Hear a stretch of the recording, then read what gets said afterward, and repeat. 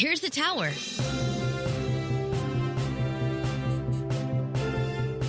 From Here's the Tower's Election Center in Louisville, Kentucky, here's Scott Richer. Oh, thank you, Scott. And hello, everybody. Hello, everybody. This is a special audience participation episode of Here's the Tower. It's a game that you and all listeners can play, and it's called Fantasy Cabinet. Fantasy Cabinet.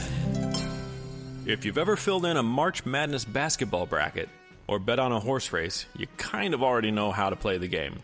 But what would you say if I told you we were about to combine all the thrills of college basketball with the exciting world of executive branch politics? Fantasy Cabinet. I'm inviting you and all my listeners to compete in this game to guess who will be in the Cabinet of the United States next year. Nice. Here's how it works. You may have heard something about this. There's a presidential election coming up in the United States on the 3rd of November 2020. What? When a presidential election happens, it almost always means that every position in the cabinet will change shortly thereafter. The cabinet consists of the vice president, the secretary of state, and 14 other people who are the heads of federal executive departments. Agencies such as Department of the Interior, Department of Defense, Department of Education, and so on. A new president typically picks new people to head all of these departments. And when a president is re-elected, current cabinet members often use the occasion to move on to other work, or the president uses the opportunity to bring in fresh faces. Okay. So in this case, you're competing to try and guess either who Joe Biden will nominate to cabinet positions, Corn Pop, or who will be in the cabinet in Donald Trump's second term. The game is simple. Fantasy Cabinet. Starting today, September 23rd, 2020, you can go to kcomposite.com/cabinet to fill in your bracket. If you think Biden will win the election, you can fill in your bracket with the people you think Joe Biden will nominate to be in his cabinet. If you think Trump will win the election, or refuse to leave office or seize power like Stalin or somehow otherwise remain in office, you can fill in your bracket with the people that you think he will nominate to his second-term cabinet. Somebody from China. Or you can play it both ways. Choose a Biden pick for Secretary of Commerce and a Trump pick for Secretary of Energy. Something like that. You're basically just trying to get the most of them correct, so you can play any strategy you like. Here's how the cabinet nomination process works and how scoring works for the game. Fantasy Cabinet. Cabinet members are nominated by the president, then either rejected or confirmed by the Senate. If the Senate confirms their nomination, they're sworn into office and they start working. Or in Trump's case, they begin enriching themselves or they start collecting damaging information so they can make money writing books about it instead of standing up to corruption. Can you believe that bullshit? For each person you correctly pick, you'll get 1 point when they are nominated by the president. You'll get an additional 2 points if that person is confirmed by the Senate. And you'll get 4 more points when they are sworn into office. Bing, bing, bong, bong. So for each person you pick, you have the possibility of earning 7 points. Yeah.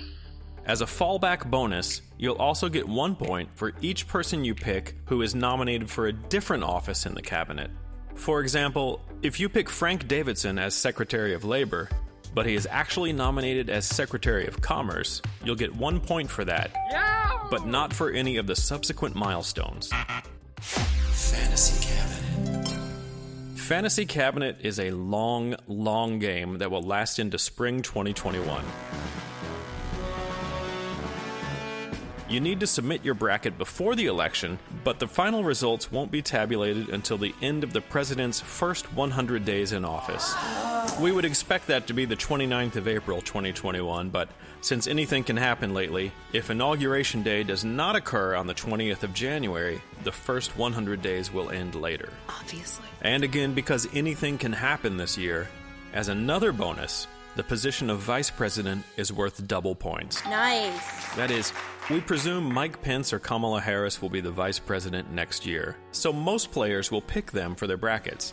However, if you think someone else will be vice president 100 days after inauguration because of some scandal, or illness, or resignation, or whatever, if you think someone else will be vice president 100 days after inauguration, and you're correct, you will collect a lot of extra points that maybe no one else will. If you're wrong and everyone else played it safe, you'll miss out on the regular points. Does all this make sense?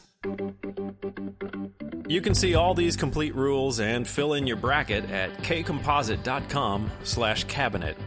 Are you ready to play Fantasy Cabinet? Fantasy Cabinet.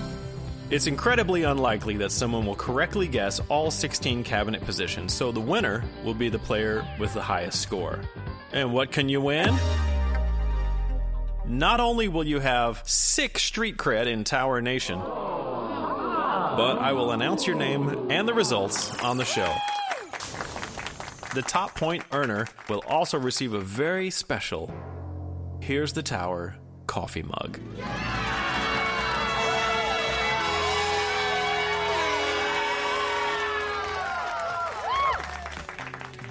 Submit your bracket before Election Day, November 3rd, 2020, which means all entries must be received on the website by 11:59 p.m. Eastern Time, Monday, the 2nd of November, 2020. So fill in your bracket today at kcomposite.com/cabinet and share this episode with your political junkie friends and family and get them to play. This is Fantasy Cabinet. Fantasy Cabinet.